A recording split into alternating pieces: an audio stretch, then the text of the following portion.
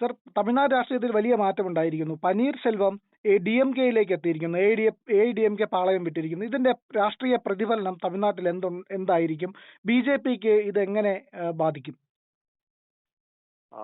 BJP-യും AIDMK ചേരുന്ന NDA മുന്നണിയിലെ ഒരു ഏറ്റവും പ്രധാന കക്ഷി എന്ന് പറഞ്ഞാൽ AIDMK ആണ്, അണ്ണാ DMK. അതായത് MGR സ്ഥാപിച്ച് പിൽക്കാലത്ത് ജയലളിത നേതാവായിട്ട് നയിച്ചുകൊണ്ടുപോയി.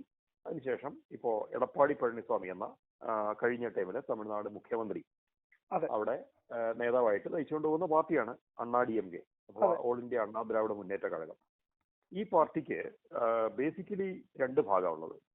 എന്ന് പറഞ്ഞാൽ തമിഴ്നാട് രാഷ്ട്രീയത്തിലൊരു ജാതി രാഷ്ട്രീയത്തിന്റെ ഘടനയും ഘടകമുണ്ട്. ഇത് പലപ്പോഴും തമിഴ്നാട്ടിലെ രാഷ്ട്രീയം നിരീക്ഷിക്കുന്ന മലയാളികളായിട്ടുള്ള രാഷ്ട്രീയ നിരീക്ഷകരെ അവഗണിക്കുന്ന ഒരു കാര്യമാണ് തമിഴ്നാട് രാഷ്ട്രീയത്തിലെ ജാതീയത എന്ന് പറയുന്നത്, അല്ലെങ്കിൽ ജാതിയുടെ പ്രഭാവം. അതില് സുപ്രധാനമായിട്ട് പറയേണ്ടത് അണ്ണാ DMK എന്ന് പറഞ്ഞാൽ പ്രധാനമായിട്ടും രണ്ട് ജാതികളാണ് അതിൽ മേജറായിട്ട് അതിൽ മുന്നിൽ നിൽക്കുന്നത്. ഒന്ന് കൊങ്കുനാട്ട് വെള്ളാളർ, അവരെ ഗൗണ്ടർമാർന്നും പറയാറുണ്ട്. കൊങ്കുനാട്ട് ഗൗണ്ടറെന്നോ കൊങ്കുനാട്ട് വെള്ളാളെന്നോ പറഞ്ഞ ഒരു, നമ്മൾ പൊതുവില് ഗൗണ്ടർ എന്ന് പറയുമ്പോൾ സാധാരണ ഉദ്ദേശിക്കുന്ന ഈ കൊങ്കുനാട്ട് വെള്ളാലിൽ പെട്ടവരെയാണ്.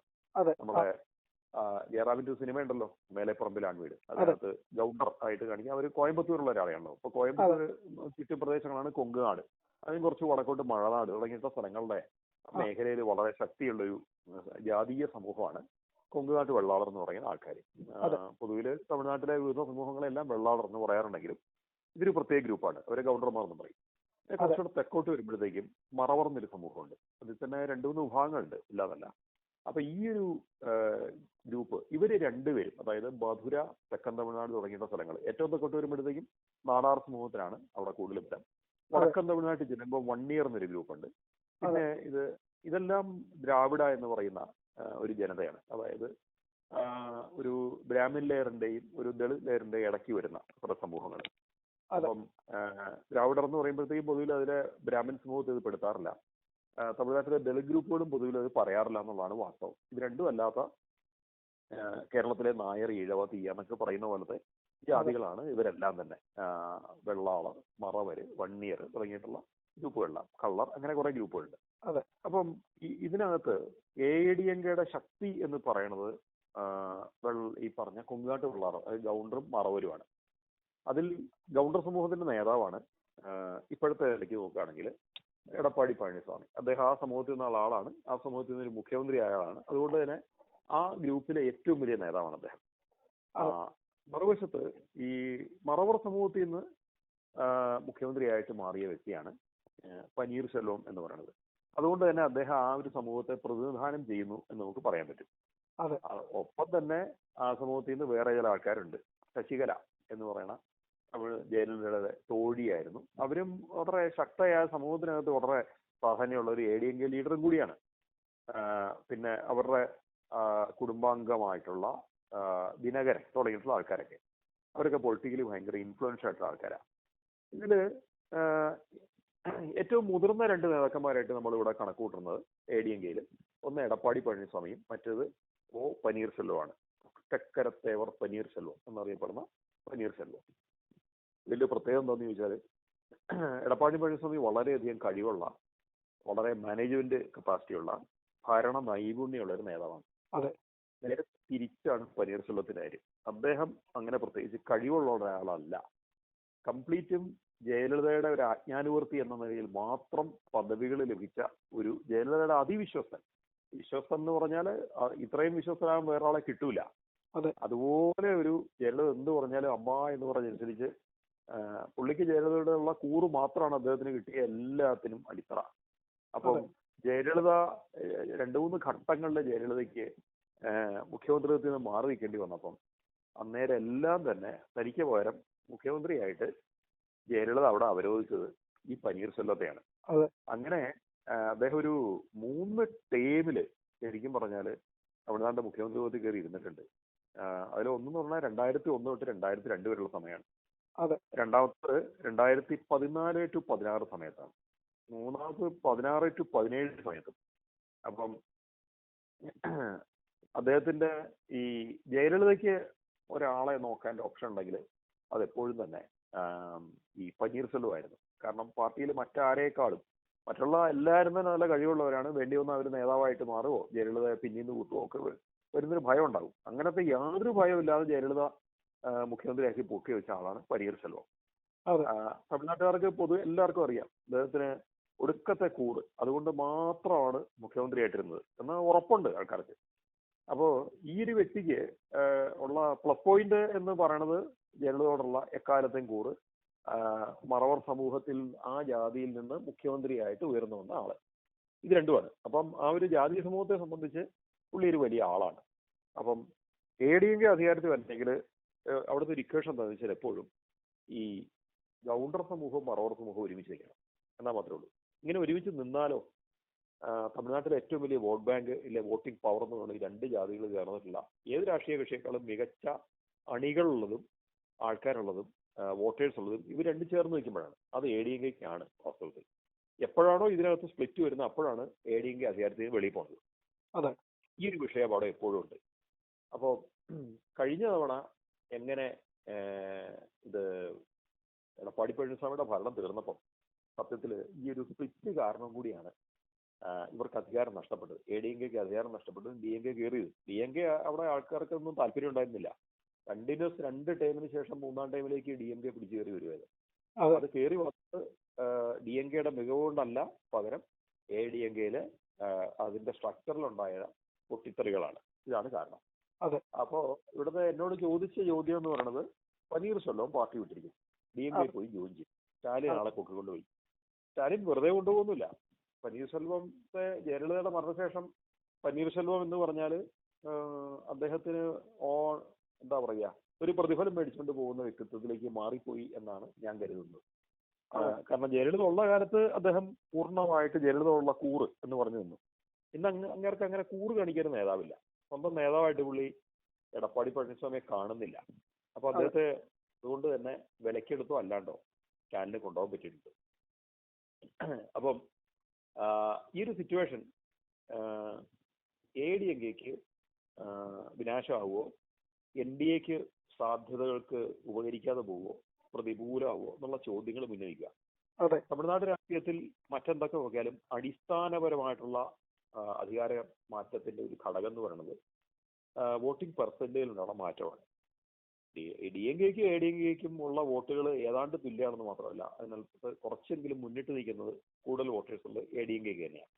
എങ്കിലും 3-5% വരെ ഒരു വോട്ടിംഗ് പാറ്റേൺ ചേഞ്ച് വന്നാൽ ഒരുതപ്പെട്ട മണ്ഡലങ്ങളിലൊക്കെ വലിയ വ്യത്യാസത്തോടു കൂടി അധികാരത്തിൽ നിന്ന് രാഷ്ട്രീയ കക്ഷി വെളിയിൽ പോവുകയോ മറ്റേ കൂട്ടർ അധികാരത്തിൽ കയറുകയും ചെയ്യും.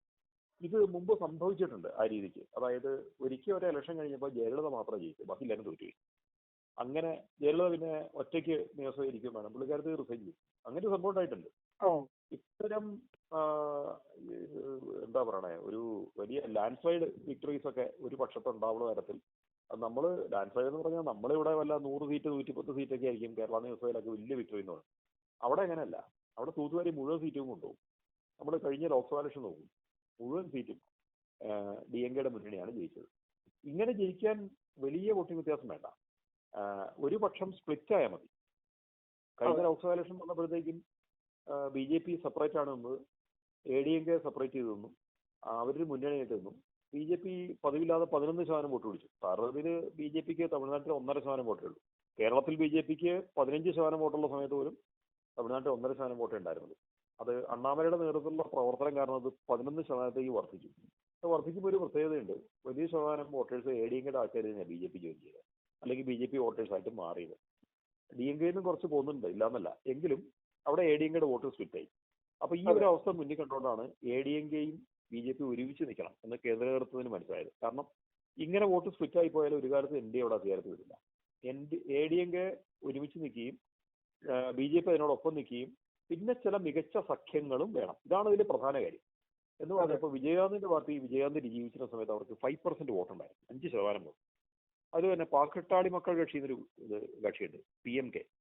അത് അൻപൂണി രാംദാസ് തുടങ്ങിയവരുടെ പാർട്ടിയാണ്. രാംദാസ് ആണ് ഇതിന് സ്ഥാപകൻ. ആ പാർട്ടിക്ക് കൊണ്ട് 5% വോട്ട്.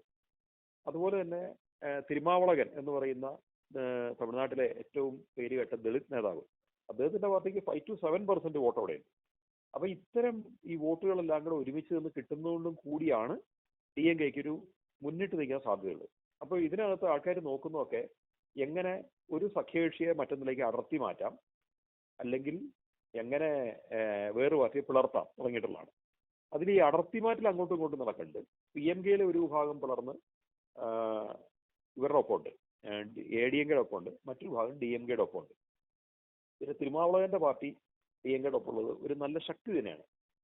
കോൺഗ്രസ് ആണെങ്കിൽ ചിലപ്പോൾ പിളർന്ന് മാറിയേക്കും എന്നൊരവസ്ഥയുണ്ട്. പിന്നെ തമിഴ്നാട്ടിലെ ഒരു പുതിയ ഒരു രാഷ്ട്രീയ പ്രതിഭാസം എന്ന് പറയുന്നത് നടൻ വിജയ് രൂപീകരിച്ച പാർട്ടി TVK ആണ്. അപ്പോ TVK വന്നിരിക്കുന്നത് കൊണ്ട് തമിഴ്നാട്ടിൽ നമുക്ക് ഉണ്ടാകാവുന്ന ഏതൊരു കണക്കുകൂട്ടലും തെറ്റിപ്പോകും. ഇതാണ് വാസ്തവം. TVK എന്ന പാർട്ടി ആരുടെയൊക്കെ വോട്ട് എത്രയൊക്കെ പിടിക്കുന്നു പറയാൻ പറ്റില്ല. എങ്കിലും നമുക്ക് ഐഡിയൽ ആയിട്ടൊരു കണക്ക് വയ്ക്കാം, തീർത്തും അക്കാഡമിക്കലായിട്ടൊരു DMKയുടെ വോട്ടിന്റെ ഒരു ഭാഗവും ADMKയുടെ വോട്ടിന്റെ ഭാഗവും പപ്പാതി എടുത്തുകൊണ്ട് പോകുന്നു വേണമെങ്കിൽ വയ്ക്കാം. പക്ഷേ TVKയുടെ ഒപ്പം പോകാൻ പോകുന്ന കൂടുതൽ ആൾക്കാർ, അതായത് കൂടുതൽ ഫാൻസ് വിജയനുണ്ടായിരുന്ന ഒരു പരിധി വരെ DMK പക്ഷത്തുനിന്നായിരുന്നു. അതുകൊണ്ട് തന്നെ DMK പക്ഷത്തുള്ള ഒത്തിരി പേര്, TVKയുടെ അണികൾ കൂടുതൽ പേര് DMK പക്ഷത്തുനിന്നാവാൻ സാധ്യത കൂടുതലാണ്. അതെന്തുകൊണ്ടാണ് ഞാൻ അങ്ങനെ പറയണമെന്ന് ചോദിച്ചാൽ, ADMKയുടെ അണികൾക്കാണ് വാസ്തവത്തിൽ ഒരു രാഷ്ട്രീയമായിട്ടുള്ള സ്ട്രെങ്ത് ഉള്ളത്. ADMK എന്നുള്ള പാർട്ടിക്കാണ് സ്ട്രക്ചറൽ സ്ട്രെങ്ത് ഉള്ളത്. എന്താണ് കാരണം എന്ന് ചോദിച്ചാൽ, അതിന്റെ പാർട്ടി ഘടനയിൽ പാർട്ടി ഭാരവാഹികൾ പെയ്ഡാണ്, അവർക്ക് ശമ്പളമുണ്ട്. DMKയിലെ സിസ്റ്റം ഇല്ല. അപ്പോൾ DMKയിലെ സിസ്റ്റം ഇല്ലാത്തതുകൊണ്ട് തന്നെ DMK സ്ട്രക്ചർ ലൂസ് ആവാനും അവിടുന്ന് ആൾക്കാർ വിട്ടുപോകാനും സാധ്യത കൂടും. നേരെ തിരിച്ച് ADMKയിൽ അവരുടെ സ്ട്രക്ചറിന് ഒരു സ്ഥിരത ഉണ്ടാവും. അപ്പോൾ ഒരു ചോദ്യം ബാക്കിയാണ്, അങ്ങനെയൊക്കെ ഉണ്ടായിട്ടും എന്തുകൊണ്ട് കഴിഞ്ഞ തെരഞ്ഞെടുപ്പിൽ അണ്ണാദ്രാവിഡ മുന്നേറ്റ കഴകം തോറ്റുപോയി എന്നുള്ളത്. അവിടെ തോൽപ്പിക്കാൻ വേണ്ടി കളിച്ച ആൾക്കാർ ശശികലയും ദിനകരനുമാണ്. പനീർശെൽവം മുഖ്യമന്ത്രിയായിട്ടിരുന്ന അവസാന ടൈം ഉണ്ടല്ലോ, 2016 to 17, ഈ ടൈമിലാണ് ജയലളിതയുടെ മരണത്തെ തുടർന്നുള്ള വിവാദങ്ങളും അഴിമതി കേസും ഒക്കെ വന്നിട്ട് ശശികല ജയിലിലേക്ക് പോകണം. അവർ ആ സമയത്ത് അറസ്റ്റ് ചെയ്യപ്പെട്ടു, അവർ ജയിലിലായി. ആ സമയത്ത് മുഖ്യമന്ത്രി എന്ന് പറയുന്നത് പനീർശെൽവമാണ്. അപ്പോൾ പനീർശെൽവം ആണെങ്കിലോ BJPയുടെ വളരെ അടുപ്പമുള്ള ആൾ. ADMKയ്ക്കകത്ത് BJPയോട് പരിചയമുള്ള മുഖം, അല്ലെങ്കിൽ BJPയുടെ സ്വന്തം ആളെന്ന് പറയുന്നതാണ് പനീർശെൽവമായിരുന്നു. അപ്പോൾ ഈ കേസിൽ പനീർശെൽവം ശശികലയെ സഹായിച്ചില്ല എന്നൊരു പരിഭവം ശശികലയ്ക്കുണ്ട്. പരിഭവമല്ല, പ്രതികാരം തന്നെയായിരുന്നു ഉണ്ടായിരുന്നത്. ശശികല വളരെ പ്രതികാരദാഹമുള്ള, വളരെ ഒരു ഉഗ്ര സ്വഭാവമുള്ള സ്ത്രീയാണ്. അവര് ഒരു സാധാരണ അല്ല, മണ്ണാർകുടി മാഫിയ എന്നറിയപ്പെടുന്ന ഒരു മൊത്തത്തിൽ അഴിമതിയിൽ കുളിച്ചു നിൽക്കുന്ന പേര് കേട്ടൊരു കുടുംബ പ്രധാനമുണ്ട്. അതിന്റെ പ്രതിനിധിയാണില്ല, അതിന്റെ തലപ്പത്ത് നിൽക്കുന്ന ആളാണ് ഈ ശശികല. അവരുടെ ഭർത്താവ് ജീവിച്ചിരിപ്പില്ല, മരിച്ചുപോയി. അപ്പം ഇവരും ഭർത്താവും കൂടിയായിരുന്നു അക്കാലത്ത് ഗവൺമെന്റ് സംബന്ധിച്ച് ഒരുവിധപ്പെട്ട എല്ലാ കളികളും തരികളുകളും മാനേജ് ചെയ്യുന്ന ആളവരാണ്. ജയലളിതയെ അവർ ഒരു ഘട്ടത്തിൽ കയ്യിലിട്ട് കറക്കി നയിച്ചുകൊണ്ട് പോയിട്ടുണ്ട്. പിൽക്കാലത്ത് അവരെ ജയലളിത ഒരു ഘട്ടത്തിൽ അകറ്റി നിർത്തി, പിന്നെ ഒരു ഘട്ടത്തിൽ കൂടെ കൂട്ടേണ്ടി വന്നു. അങ്ങനെ കൂട്ടേണ്ടി വന്നുകൊണ്ട് തന്നെ അവർ തിരിച്ച് ADMKയിൽ എത്തി എന്നുള്ളതാണ്. അപ്പോൾ പനീർശെൽവവും ഈ മണ്ണാർകുടി ഫാമിലിയായിട്ട് ഉടക്കി.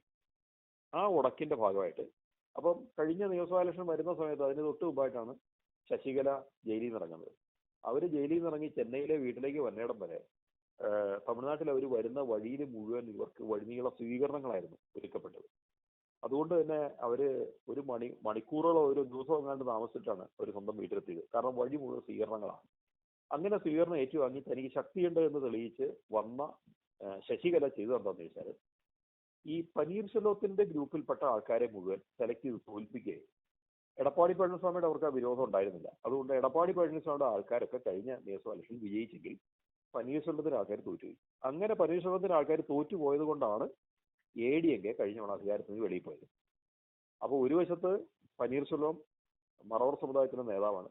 അത് ആ സമുദായത്തിന്റെ വേറെ 2 നേതാക്കളാണ് ശശികലയും ദിനകരനും.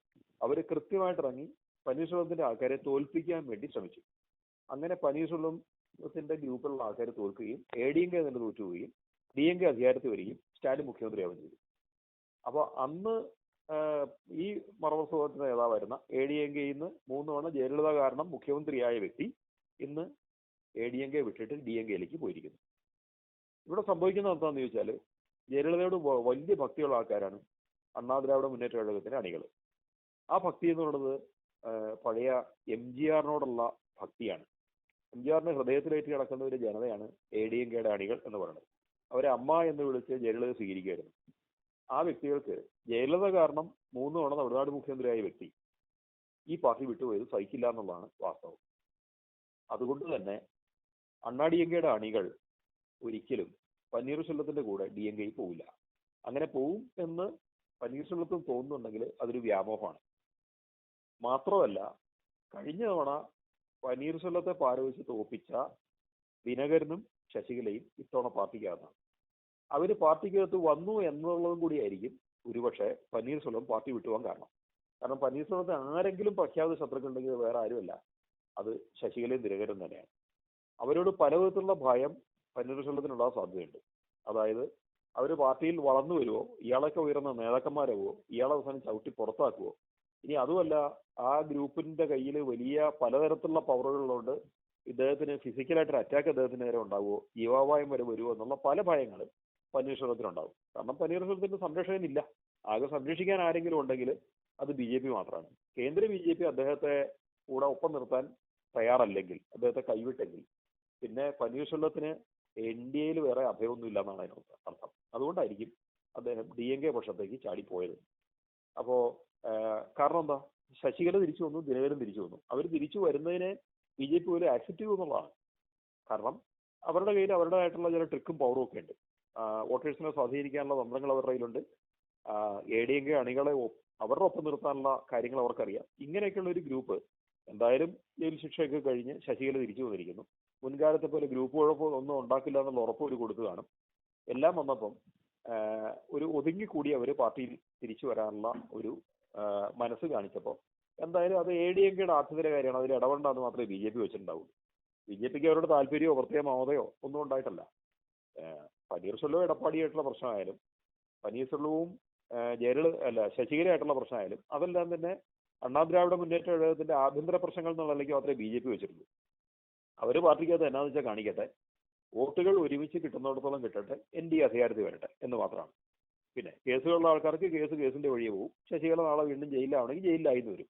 ബി ജെ പിയെ സംബന്ധിച്ച് അത് അത്രേ ഉള്ളൂ.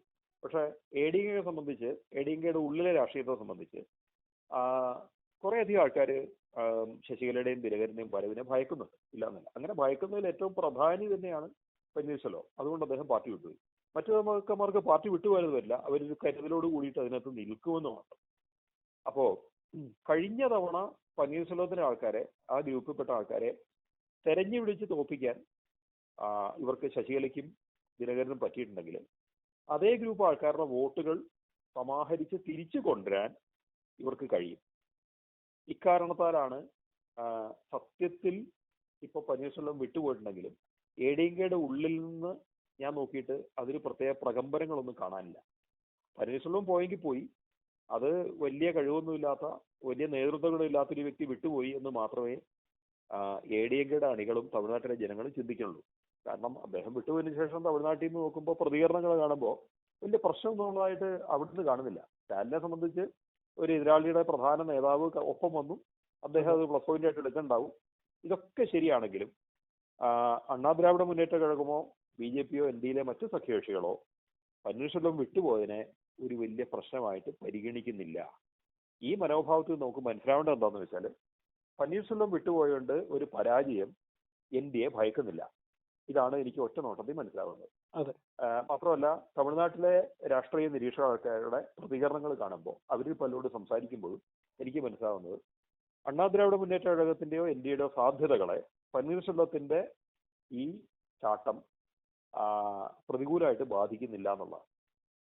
അങ്ങനെയെങ്കിൽ എൻ ഡി എക്ക് ഒരു പ്ലസ് പോയിന്റാണ്.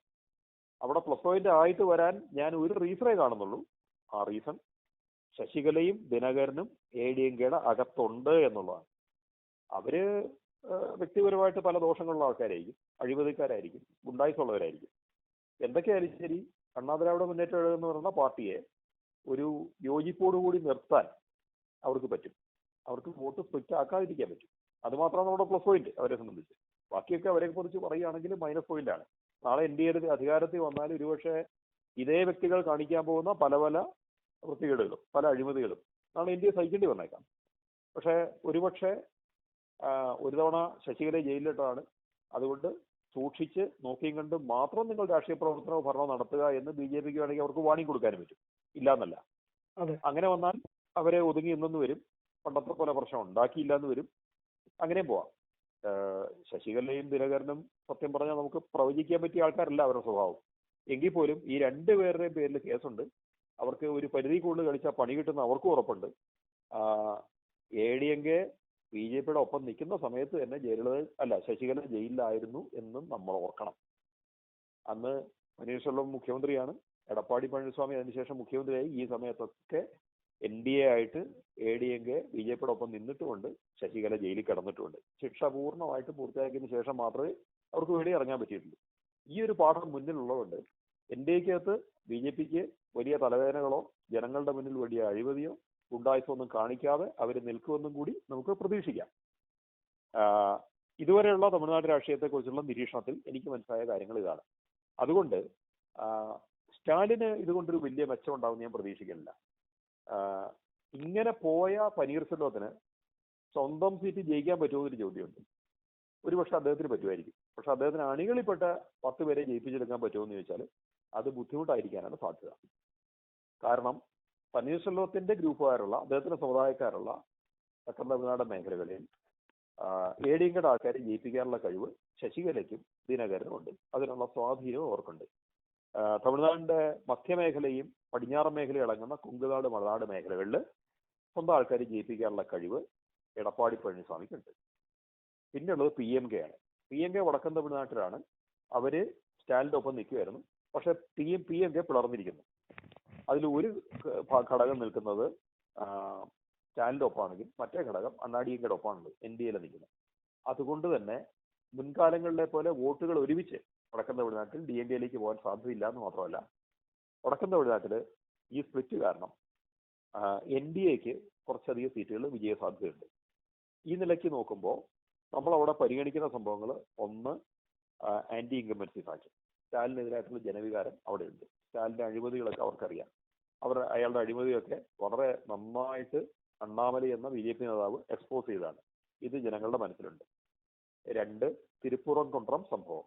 അതിനകത്ത് പൊതുവിൽ ഹിന്ദു സമൂഹത്തിന് ഒരു വലിയ ദോഷം സ്റ്റാലിനെതിരായിട്ടുണ്ട്. 3, തമിഴ്നാട്ടിൽ പ്രവർത്തിക്കുന്ന ഒരു അർബൻ നക്സൽ മോഡലുള്ള അരാജക രാഷ്ട്രീയ സമൂഹം.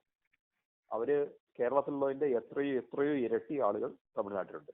അവരുടെ ഒരു കേഡർ നോക്കുകയാണെങ്കിൽ തന്നെ 10,000-ഓളം വരുന്നൊരു ഗ്രൂപ്പ് തമിഴ്നാട്ടിലുണ്ട്. നമുക്ക് തോന്നും പൊതുവിൽ അവർ സ്റ്റാലിന് അനുകൂലമാണെന്ന്. ഒരിക്കലുമല്ല, അവർ സ്റ്റാലിനെതിരാണ്. അവര് ADMKക്ക് അനുകൂലമാണ്.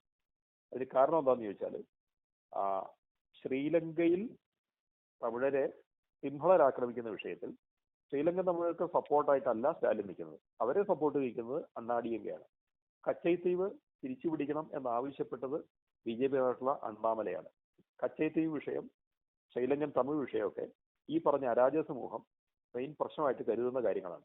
ഇങ്ങനെ ഈ രീതിയിൽ പൊതുവിൽ കേരളത്തിൽ ആരും തന്നെ DMKക്ക് ഇങ്ങനെ ഒരു മുഖമുണ്ട് എന്നുള്ളത് ആരും നോക്കാറില്ല. അല്ലെങ്കിൽ DMK എത്ര ഗ്രൂപ്പ് സപ്പോർട്ട് ചെയ്യുന്നുണ്ട് എന്നുള്ളത് ആരും നോക്കാറില്ല.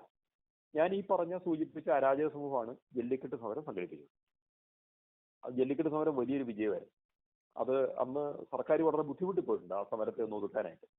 അങ്ങനെ ആ സമരം സംഘടിപ്പിച്ച ആൾക്കാരും വാസ്തവത്തിൽ സപ്പോർട്ട് ചെയ്യാൻ പോകുന്നത് DMKയാണ്. കച്ചേത്ത് വിഷയത്തിൽ BJP കാര്യമായിട്ട് ഇടപെടുകയും ശ്രീലങ്കയിലെ തമിഴ് സമൂഹത്തിന്റെ ജീവിതത്തിന്റെ ഉന്നമനത്തിന് വേണ്ടിയിട്ടുള്ള ഇടപെടൽ കേന്ദ്ര സർക്കാർ നടത്തുകയും എന്ന് ഉറപ്പുണ്ടെങ്കിൽ ഉറപ്പായിട്ടും ആ വലിയൊരു ഗ്രൂപ്പ് സപ്പോർട്ട് ചെയ്യാൻ പോകുന്നത് DMKയും NDAയും ആയിരിക്കും. അവർ സപ്പോർട്ട് ചെയ്യാനുള്ള പ്രത്യേകത എന്താണെന്ന് വെച്ചാൽ, തമിഴ്നാട്ടിലെ വിദ്യാർത്ഥി സമൂഹം കോളേജ് ക്യാമ്പസുകളിൽ നിന്ന് കഴിഞ്ഞ 2-3 വർഷത്തിനകത്ത് വിദ്യാഭ്യാസം പൂർത്തിയാക്കി ഇറങ്ങിയ ആൾക്കാരും നിലവിൽ കോളേജുകളുള്ള വോട്ടേഴ്സും, അവരുടെ വോട്ടുകൾ കിട്ടാൻ പോകുന്നത് അങ്ങനെ വന്ന NDAക്ക് ആയിരിക്കും. അത് സ്റ്റാലിനാവില്ല. പിന്നെ സമീപകാലത്ത് അന്താരാഷ്ട്ര തലത്തിൽ ഇന്ത്യ നടത്തിയ മുന്നേറ്റങ്ങൾ, ആർട്ടിഫിഷ്യൽ ഇന്റലിജൻസ് ഉൾപ്പെടെയുള്ള മുന്നേറ്റങ്ങൾ, ട്രംപിനെതിരെ ശക്തമായിട്ട് നിലനിന്നത്, ഇതെല്ലാം തമിഴ്നാട്ടിലെ സജീവ രാഷ്ട്രീയ ചർച്ചകൾ വരുന്ന കാര്യമാണ്. ഇതെല്ലാം കൂടെ പരിഗണിക്കുമ്പോൾ പനീർശെൽവം പുറത്തുപോയി എന്നുള്ളതിനേക്കാളും പ്രാധാന്യമായിട്ട് തമിഴ്നാട് ജനത കാണുന്ന വേറെ കുറെ കാര്യങ്ങളുണ്ട്. ആ കാര്യങ്ങൾ വാസ്തവത്തിൽ NDAക്ക് അനുകൂലമാണ് എന്നുള്ളതുകൊണ്ട് NDAക്ക് അവിടെ അധികാരത്തിൽ എത്താനുള്ള സാഹചര്യങ്ങൾ നിലവിൽ കൂടുതലാണ്. ത്രാസിന്റെ തട്ട് കുറച്ച് താന്നിരിക്കുന്നത് NDAക്ക് അനുകൂലമാണ് എന്നാണ് തമിഴ്നാട്ടിനെ കുറിച്ചുള്ള രാഷ്ട്രീയ വിശകലനത്തിൽ നിന്ന് എനിക്ക് മനസ്സിലാവുന്നത്.